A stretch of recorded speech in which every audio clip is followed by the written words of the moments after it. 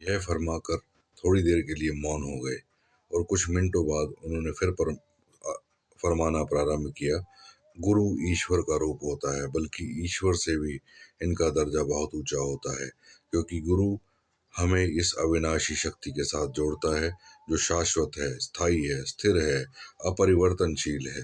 जरा सोचो, ईश्वर प्रदत्त माता पिता भाई बहन सुख वैभव एवं प्रकृति सब ही क्षणभंगुर है, परंतु गुरु प्रदत्त ईश्वर अजर अमर एक रस एवं सदा साथ देने वाला है। वह भी गुरु को परमात्मा का दर्जा देना इस ईश्वर की महत्ता कम करना है। ये सब समझाने के बाद उस बुजुर्ग महात्मा ने मुझे सत्संग आने के लिए प्रेरणा देते हुए कहा कि आप संगत में आया करो, आपकी हर शंका का समाधान मिल जाएगा। रोजाना संगत किया करो और देखो सच्चा पातशाह जिस प्रकार अपनी शंकाओं का निवारण करता है।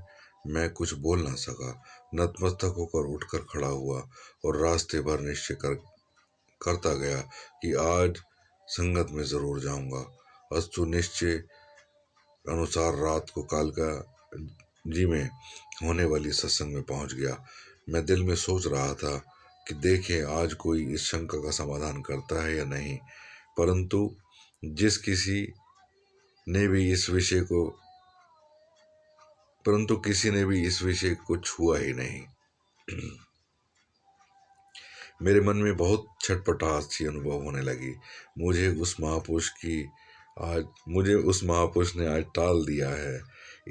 इतने में स्टेज सेक्रेटरी ने मेरी प्रशंसा में कुछ शब्द कहे और साथ ही मुझे बोलने का आदेश भी दे दिया। आप यह जानकर हैरान होंगे कि मैं जो भी सोचे बिना उठकर खड़ा हुआ, बड़े सहज भाव से बोलना शुरू किया। मैंने अभी तक आपके गुरु का ज्ञान दीक्षा नहीं ली, फिर भी मैं आपसे निवेदन करूंगा कि आप अपने गुरु को ही सर्वस्व समझो, क्योंकि उसने आपको ऐसी अलौकिक शक्ति प्रदान की है जो सदा आपका काम आने वाली है। उसी समय खड़े खड़े मैं स्वयं एक उदाहरण द्वारा गुरु को ही भगवान समझना चाहिए समझाने लगा। एक व्यक्ति की माँ बहुत बीमार पड़ गई। मृत्यु के समीप देखकर उसकी माँ ने पुत्र को वहां से 200 मील दूर पर रहता था पत्र डलवाया कि जल्दी ही पहुंच जाए ताकि अपनी माँ के अंतिम दर्शन कर सके। महीने की 27-28 तारीख थी। उस पुत्र के पास किराए के भी पैसे नहीं थे। उसने इधर उधर हाथ जोड़कर रुपए का प्रबंध किया और स्टेशन पर जा पहुंचा। टिकट लेने के लिए जैसे ही जेब में हाथ डाला, उसके पैरों तले से जमीन खिसक गई। किसी जेब कतरे ने उसकी जेब साफ कर दी थी। वह हस्तप्रभ ही खड़ा रहा। उसके चेहरे उसकी हृदय की विकलता को स्पष्ट व्यक्त कर रहा था। एक व्यक्ति उसे देखकर रहा ना गया और पूछने लगा, भाई साहब क्या बात है, तुम इस तरह निराश हताश क्यों खड़े हो? मैंने सारी व्यथा गाथा सुनाई। उस दयालु ने अपने पल्ले से टिकट दे दी, साथ ही रास्ते का काम चलाने के लिए थोड़े और रुपए भी दे दिए। वह अनजान व्यक्ति चरणों में गिर पड़ा और रो रो कर कहने लगा, तुम मेरे लिए भगवान हो, भगवान ही नहीं भगवान से भी बढ़कर हो। उस सज्जन के हर संभव तरीके को धन्यवाद करने के लिए वह पुत्र भागकर गाड़ी में चढ़ गया। गाड़ी में बैठे बैठे उसे अपनी माँ की याद की बजाय उस दयालु जिसने यह सहायता की थी याद आने लगी। उसे ऐसा प्रतीत होने लगा कि वह साधारण आदमी नहीं, बल्कि स्वयं भगवान उनकी सहायता करने के लिए पधारे थे। इसके बाद वह जहां भी बैठता उसी का यशोगान करता, भगवान का रूप समझकर उसकी चर्चा करता। थोड़ा सोच कर देखें तो पता चलेगा कि हमें ऐसे व्यक्ति को भगवान का रूप मानने से झिझकते नहीं कि जिसने हमारी मुश्किल समय में चंद चांदी के टुकड़ों की सहायता की, हमें हमारी माँ से मिलवाया। पर गुरु तो हमारी सहायता की है, जिसका बखान कर पाना कठिन नहीं अपितु असंभव है।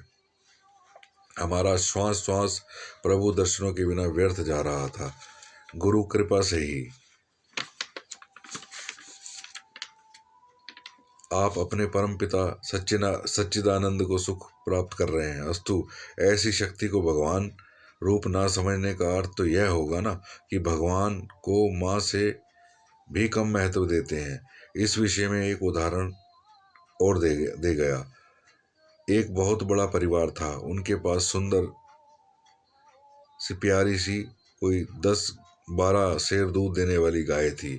उस गाय के सहारे वे सारा परिवार स्वस्थ के दैवी आनंद का लाभ प्राप्त कर बड़ा ही सुखमय जीवन व्यतीत कर रहा था। एक दिन गाय चराने वाले की लापरवाही के कारण गाय को कोई चुरा कर भाग ले जाने में सफल हो गया। जब संध्या काल गाय घर पर वापस नहीं लौटी तो सारा परिवार ही व्याकुल हो उठा।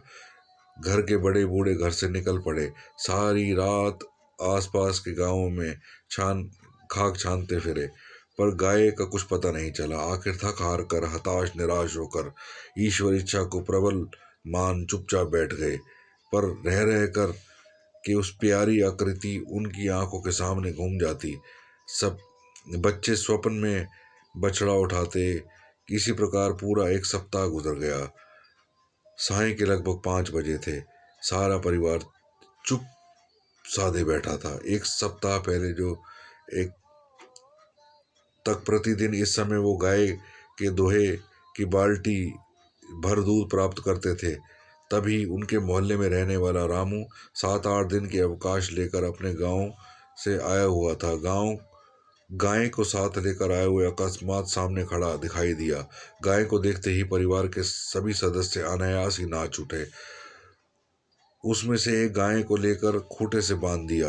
अब और रामू था दूसरी ओर 10-12 सदस्य। रामू ने बड़े संक्षेप में कह दिया कि गांव के एक जाट इस गाय को भगाकर ले गया था। जैसे ही उसकी नज़र उस पर पड़ी तो उस गाय को उसने पहचान लिया। तभी उसके निश्चय कर लिया कि किसी तरह इस गाय को ले भागेगा। सीधे ढंग से तो इस गाय को जाट से प्राप्त पाना समर्थ नहीं था। उसने आगे बताया कि आज सुबह ही मौका मिला।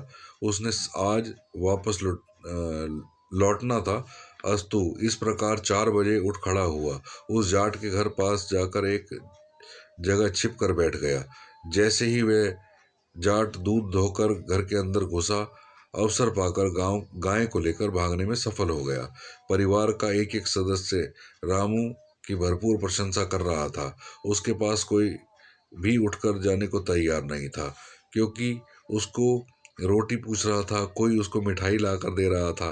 रामू नीच जात का माना जाता था, लेकिन उसकी सेवा में जुटे हुए थे। यहाँ तक कि गाय को भूल बैठे थे। उस गाय को जो सुखों का असली साधन थी, जिसके लिए इतने आंसू बहा चुके थे, उनकी समझ में नहीं आ रहा था कि किस प्रकार रामू का आसान चुकाएंगे। यही नहीं कि इस पश्चात जो कहाँ भी बैठते रामू की ईमानदारी के साहस की चर्चा अवश्य करते।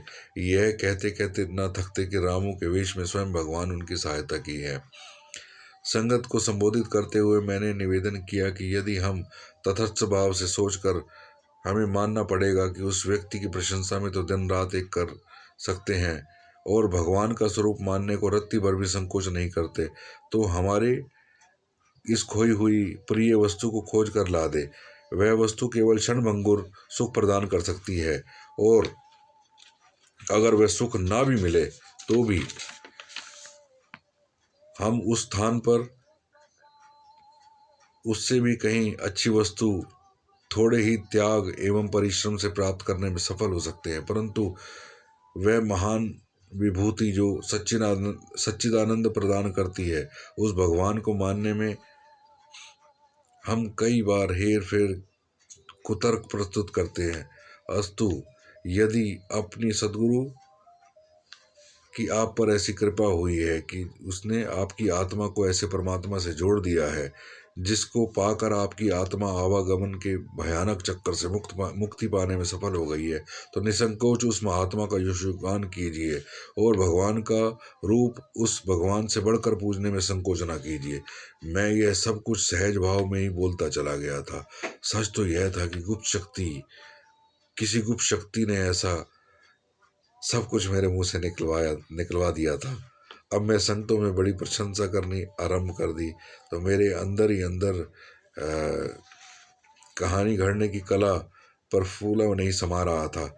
वह भोले भाले एक निष्कपट हृदय तो मेरे कल्याण के लिए हाथ जोड़ जोड़ कर निवेदन कर रहे कि शास्त्री जी, आपने अभी तो ज्ञान प्राप्त नहीं किया, आप तो इतना अच्छा बोलने लगे हैं। यदि आप ज्ञान ले लें तो आपके मन की आंखें खुल जाएंगी और फिर कहने को क्या, फिर तो कहना ही क्या।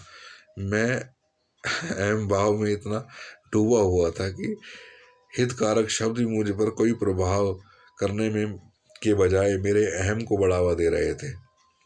खैर, मैं घर लौट आया, जैसे तकिए पर सिर रखा गहरी सोच में डूब गया कि किस प्रकार के प्रश्न जन्म लेने लगे। उन प्रश्नों का उत्तर स्वतः साथ ही प्राप्त होते जा रहे थे कि मैं अपने आप को संबोधित करके कहता, शास्त्री, तो कभी तो इन गुरु आडंबर का इतना कट्टर विरोधी था, अब गुरु की आवश्यकता से ही इनकारी इनकारी था, और आज स्थिति यह तक यहाँ तक पहुंच गई कि तू गुरु के यशु गाता नहीं थकता। कहीं ऐसा तो नहीं उनके पास कोई जादू हो प्रभावशाली तो कुछ बोलता चला जाता, या फिर तू प्रशंसा में लोलुप है कि इसी कारण तू बहुत समीप होता जा रहा है, अन्यथा तू अभी तक तो उसमें देखा ही क्या जो तू उनके सम्मुख नतमस्तक होने में तनिक भी संकोच नहीं करता। मुझे इस दौरान एक घटना का स्मरण आई। उसकी चर्चा आर्य समाज के विद्वान प्रचारक पंडित रामचंद्र देहलवी जी ने की थी। किसी प्रश्नकर्ता ने पूछा था कि हम हर व्यक्ति उस समय प्राणों को त्याग करता है जब उसकी आखिरी समय आ गया होता है, जब जान से मार देने वाले को दोषी ठहराया जाता है और दंडित क्यों किया जाता है। उसके उत्तर में पूज्य पंडित जी ने घटना सुनाई, जो कुछ इस प्रकार थी। दो पड़ोसी थे, उनका आपस में किसी कारण से झगड़ा हो गया। दोनों एक दूसरे के दुख करने में नित नई योजनाओं को जन्म देने लगे। एक दिन उन्होंने एक पड़ोसी के लड़के से दूसरे को परेशान करने की भावना से गाय का सारा गोबर दूसरे पड़ोसी के घर में फेंक दिया। प्रभु की लीला भी कुछ ऐसी हुई कि दूसरे पड़ोसी ने उसने अपने इष्ट देव को पूजन करना था। पूजन के हितार्थ उन्होंने स्थान चाहिए था जो गाय के गोबर से पुता हुआ हो।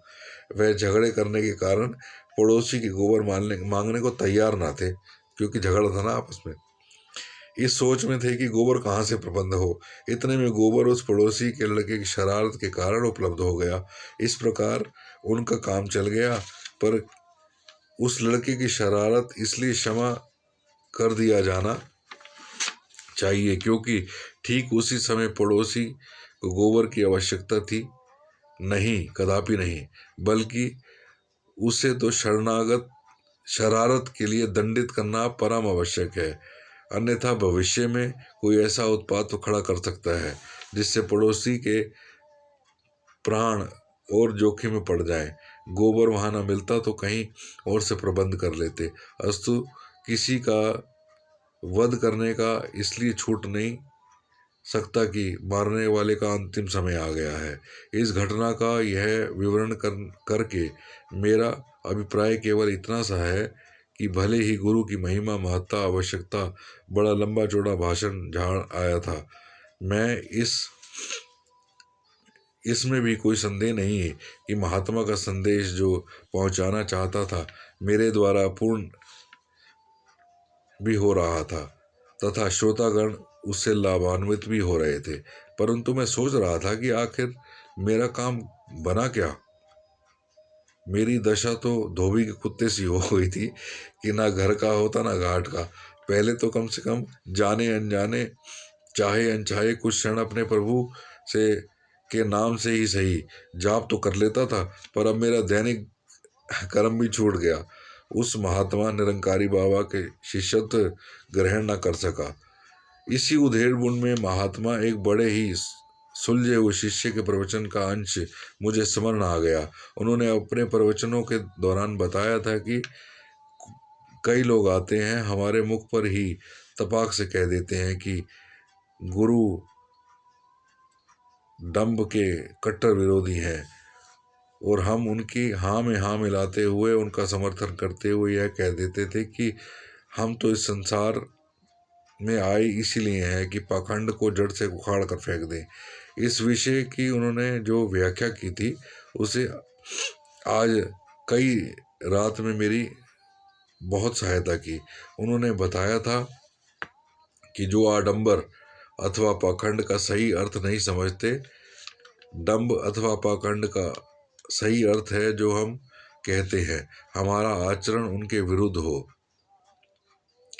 उन्होंने इस बात की व्याख्या एक उदाहरण करते हुए बताया कि हम बाजार में जाते हैं, वहाँ एक दुकान पर बहुत बड़े बड़े अक्षरों में लिखा हुआ बोर्ड टंगा है कि यहाँ शुद्ध देसी घी मिलता है। यह पढ़कर घी खरीदने लगे और खरीदते समय यह बात पता चल जाए कि शुद्ध देसी घी नहीं बल्कि अशुद्ध घी है, तो हम निसंकोच कह देते हैं कि यह पाखंड है, यह डंभ है, और हमारा कर्तव्य बन जाता है कि हम पूरी शक्ति से उसका विरोध करें।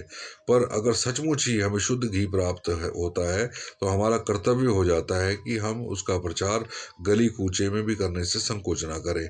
इसमें भी हम निवास करते हैं। ठीक उसी प्रकार जब हमसे कहा जाता है कि हमारा गुरु आत्मा को परमात्मा की अनुभूति कराता है, तो हमारा पहला कर्तव्य यही बन जाता है कि हम इससे पहले कि चरण कमलों की उपस्थिति हो ईश्वर अनुभूति के लिए याचना करें। यदि गुरु हमारी आत्मा को परमात्मा से जोड़ दे तो हमें इतना हमारे इतनी सामने जीवन भर का सिर झुका देना चाहिए। यदि यह ना कर सके तो खुली छूट है कि छूट नहीं कि बल्कि हमारा यह परम कर्तव्य हो जाता है कि डंभ अथवा पाखंड के विस्तार को रोकने के लिए प्राणों तक की आहुति देने से पीछे ना हटे। यह सोचते सोचते मेरे मन ने निश्चय कर लिया कि पहले उस महात्मा के पास जाकर ज्ञान की प्राप्ति की याचना करनी चाहिए, फिर देखना चाहिए कि मेरे ऐसा दुरूह कार्य हो सकता है या नहीं। जब तक मेरे मन की दौड़ धूप समाप्त हो सकती है, इस निश्चय पर पहुंचने के साथ मुझे नींद आई। मेरा घर से मेरा दफ्तर लगभग 8 किलोमीटर दूर था। मैं दफ्तर साइकिल पर जाया करता था। रात को देर से सोने के कारण प्रातः देर से उठा, परिणाम तक कुछ खाए पीने बिना साइकिल उठाकर दफ्तर के लिए चल पड़ा। सारे रास्ते में इन्हीं विचारों में खोया रहा कि मुझे अवश्य ब्रह्म ज्ञान की प्राप्त की याचना करनी चाहिए। यदि सत्य हुआ तो कल्याण हो जाएगा, यदि ढोंग हुआ तो पता चल जाएगा, ताकि ढोंग का पोल खोला जा सके, भोली भाली जनता को चंगुल से छुड़ाया जा सके। साइकिल पर कई बार एक्सीडेंट होते होते बचा। खैर, रात को मैं दृढ़ निश्चय करके सत्संग में पहुंच गया, परंतु प्रभु की लीला अपरंपार है। यहाँ पहुंचकर फिर वही पुरानी शंकाएं रह रहकर मन में विद्रोह हेतु उकसाने लगी। मेरा ध्यान किसी और तरफ चला जाता था कि महापुरुष स्टेज पर बैठे हैं, अच्छा खाता पीता है, अच्छे वस्त्र पहनता है, त्याग नाम का भाव उससे कोसों कोसों दूर है, और मैं महापुरुष श्रोतागण के रूप में विराजमान है। उसमें कोई ब्रह्मज्ञानी की कसौटी से पूरा उतरता दिखाई देने लगा। ऐसा लगने लगा कि मैं किसी षड्यंत्र का शिकार होता जा रहा हूँ। रह रह कर वो चुपचाप बैठकर घर की ओर चल जाने के लिए मन व्याकुल होने लगा। इधर मन में एक संघर्ष चल रहा था, उधर एक विद्वान महापुरुष ने उस दिन विशेष रूप से आमंत्रण कर रखा था। बड़े ही अनोखे ढंग से फरमा रहे थे कि लोगों को परमात्मा की वस्तुतः कोई जरूरत नहीं है।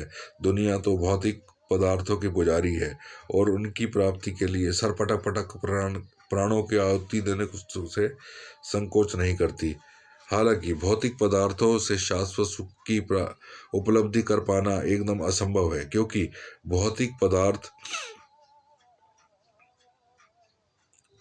उन्होंने इस तथ्य की पुष्टि अनेक उदाहरणों से की। उन्होंने एक माँ की व्यथा गथा सुनाई। एक स्त्री विवाह हुए 14 वर्ष बीत गए, उनकी कोई संतान नहीं हुई। वैसे जीवन का हर सुख प्राप्त था, धन वैभव का कोई अभाव ना था, शरीर भी काफी अच्छा था, दूध दही अथवा खान पीन की सुविधाएं उसे प्राप्त थी, फिर भी सदा निराश रहती थी। उसका विश्वास था कि उसे एक पुत्र रत्न मिल जाए तो उसका जीवन सुखों का केंद्र बन जाएगा। कोई महापुरुष उसे समझाते कि प्रभु परमात्मा का ध्यान धरो, तुम्हें यह संतान ना होना भी संभवतः तुम्हारे हित में ही है, परंतु उस ऐसे उपदेश खाने को दौड़ते थे और मन ही मन सोचकर चुप रह जाती थी कि इसके पास एक स्त्री अथवा माँ का हृदय नहीं है, तभी तो मुझे ये उपदेश देते हैं। दातार प्रभु, कुछ ऐसी कृपा हुई कि विशेषज्ञ की दवा से उसे एक पुत्र रत्न की प्राप्ति हुई। कई वर्षों की कामना एवं साधना फल लाई। बच्चे का लालन पालन बड़े प्यार से होने लगा। उसकी हर इच्छा को ईश्वर का आदेश मानकर माना जाने लगा। परिणामतः बच्चे का स्वभाव हठी होता गया। देखते ही देखता बच्चा का 5वीं कक्षा तक पहुंच गया। बच्चे ने घड़ी की मांग की। माँ ने बताए बिना उसे घड़ी पिता को बताए बिना उसे घड़ी ला दी। कुछ दिनों पश्चात बच्चे छोटी साइकिल ला देने का आग्रह करना प्रारंभ कर दिया। माँ ने ममता वह साइकिल देने को तैयार न थी, क्योंकि भय था कि बच्चे की आयु बहुत ही छोटी है, साइकिल पर नियंत्रण रख पाना उसके बस की बात नहीं है। सड़कों पर बसों, कारों, ट्रकों की इतनी भीड़ है, कहीं उसके नीचे आकर कुचला ना जाए। इधर बच्चे को ना सुनने की आदत ही नहीं थी। एक दिन जब बच्चा रोना चिल्लाने माँ साइकिल लेने को तैयार ना हुई तो बच्चे को क्रोध में भरकर माँ बालों से पकड़कर उसको धरती पर दे मारा। माथे पर रक्त की धार बहने लगी। माँ के मुख से अनायास ही शब्द निकल पड़े कि इससे तो मैं बांझ ही रहती तो अच्छा था, मुझे यह दिन तो न देखना पड़ता। उसे एक एक करके वो सारे स्मरण हो गए कि पुत्र प्राप्ति के लिए ऐरे गहरे के चरणों को धो धो कर पीकर भी संकोच नहीं किया। हर साधु के कई कई बार नाक रगड़ी। देवी देवताओं अथवा ठाकुर द्वारों पर जा जाकर आदर सम्मान बेली वेदी पर चढ़ाने में कई प्रकार के लोकलाज तक भी ताक रख दिया था। वक्ता महापुरुष इस कथा का सार बताते हुए फरमाया कि संसार में सभी पदार्थ शाश्वत सुख कभी प्राप्त सिद्ध नहीं हो सकते, किंतु कल सुखदायी होते हैं तो आज दुख का कारण हो जाते हैं। हमारी यह दुर्भाग्य है कि उन सब पदार्थों को अपना सहारा मान बैठे हैं जो क्षणभंगुर है। क्षणभंगुर नहीं, परिवर्तनशील आवश्यक है। धन, यौवन, स्वास्थ्य एवं महलमानियां सब परिवर्तनशील हैं।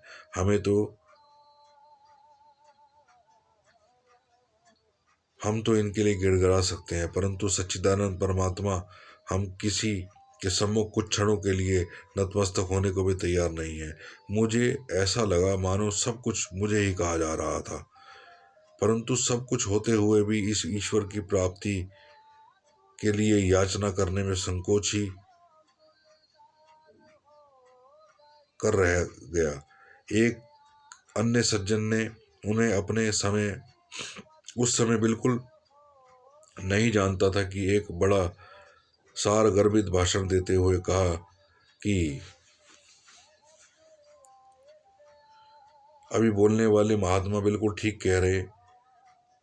कहा है कि लोगों को ईश्वर की जरूरत नहीं है, अन्यथा जिस वस्तु को हमें खोज होती है उसके लिए सर्वत्र अर्पण करने के लिए तत्पर हो जाते हैं। उस वक्ता ने भी बड़ी एक मार्मिक घटना सुनाते हुए फरमाया कि एक बार मैं अपने अफसर को, जिसकी आयु 55 वर्ष की थी, संगत में ले आया। जब कार्यक्रम की समाप्ति हुई तो अफसर ने बाकी सब बातों को भूलकर कि किस प्रकार लोग एक दूसरे पर नछावर हो जाते हैं, एक दूसरे का सम्मान करते हैं, मुझे कहा यह बड़ी उल्टी प्रथा को जन्म दे रखा है। स्टेज पर महानुभाव विराजमान है, उनकी आयु 36 से 40 वर्ष की है, जबकि मेरी 50 से 60 वर्ष के वृद्ध भी उनके चरणों में नतमस्तक हो रहे हैं। यह बिल्कुल गलत बात है। मैंने उनके इस प्रश्न का उत्तर इस समय देना ठीक नहीं समझा, क्योंकि उस समय वाद विवाद करने किसी मूल्य को तैयार नहीं था। इस घटना को घटित होते हुए भी कुछ दिन व्यतीत हुए थे कि उस अफसर की नौकरी सस्पेंड कर दिया गया। उस पर आरोप लगाया गया कि स्टेज पर उन्होंने स्टोर में कुछ सामान की हेरा फेरी करी है। उनको किसी मित्र के परामर्श दिया कि वह अपने बाल बच्चों को लेकर अब अपने बड़े अफसर के घर पहुंच जाए और गिड़गिड़ा कर उससे दया की याचना करे, मरता क्या ना करता। फिर अफसर को, उस मित्र को यह बात जच गई। यह अपने 20 बच्चों को लेकर बड़े अफसर के घर जा पहुंचा। पिता और बच्चे सभी बड़े अफसर के चरणों में गिरकर नौकरी की भीख मांगने लगे। अफसर को गिड़गिड़ाते हुए बड़े अफसर ने कहने लगा, आप तो हमारे माई बाप हैं, हमने अन्नदाता हैं, आप हमारे भगवान हैं। यदि आप हमारी लाज नहीं बचाई तो हमारा घर बर्बाद हो जाएगा, इन बच्चों का भविष्य अंधकारमयी हो जाएगा। इस घटना को अपनी आंखों से देखने का अवसर मुझे प्राप्त हुआ, क्योंकि बड़े अफसर की बच्ची को पढ़ाने जाया करता था। इस अफसर तथा उसकी बीवी बच्चे बड़े अफसर ही नहीं थे, अपितु मेरे चरणों में गिड़गिड़ा कर सिफारिश करने के लिए याचना प्रार्थना करने लगे। उनको यह करते देख मुझे वह दिन याद आया जब मैं उस अफसर को संगत में लेकर आया था। उसने कहा था कि बड़ी उम्र वाले के आगे झुकना गलत है। हमारे बड़े अफसर की आयु 37-38 वर्ष ही होगी। मैंने ना चाहते हुए भी अफसर को उस समय की याद दिलाई जब मैं कहा था कि यह उल्टी प्रथा है। उस बूढ़े व्यक्ति एकदम चरणों पर सर रख कर कहा, चीख निकल गई। वह फूट फूट कर रोने लगा। उसने अपने मुंह से बार बार इस शब्द निकले, बेटा मुझे बचा, मेरा सारा धन लुट जाएगा। अंततः उस वक्ता ने बड़े ही मर्म स्पर्शी शब्दों में बताया कि जिस वस्तु की मनुष्य को आवश्यकता होती है, उसके लिए सब परंपराएं, सब मर्यादाएं, सब विधि विधान मनुष्य ताक पर रख कर देता है, परंतु जिस वस्तु की उसे आवश्यकता ही नहीं होती ना, उसे हजारों बहाने, लाखों शंकाएं खोज निकालता है। जैसे ही अवसर कुछ सभ्यता संस्कृति से दुहाई देता था, बड़े बूढ़े अथवा स्त्री जाति को चरण स्पर्श नहीं करने चाहिए, वह युवा अवसर चरण स्पर्श नहीं धो धो कर पीने में भी अपना सौभाग्य समझने लगा, ताकि उसकी लाज बच जाए, उसकी नौकरी बच जाए। आखिर क्यों क्यों उसे नौकरी चाहिए? इसलिए कि वह उसके लिए हर कर्म करने को तैयार है। इससे स्पष्ट है कि परमात्मा की आवश्यकता ही नहीं थी, अन्यथा चरणों में सर रखने में हिचकिचाहट न होती। कमाल की बुक है, कमाल की बुक।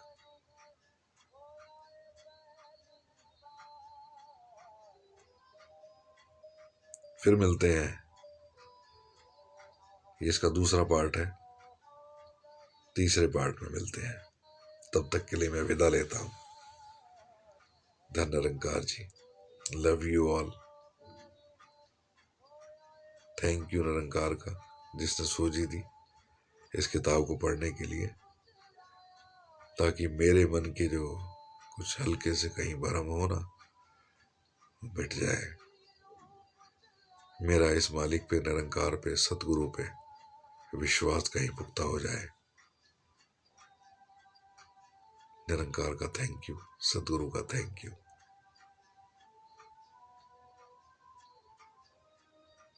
और आपके भीतर बैठे परमपिता परमेश्वर को मैं नमन करता हूँ। मेरा नमन स्वीकार करें।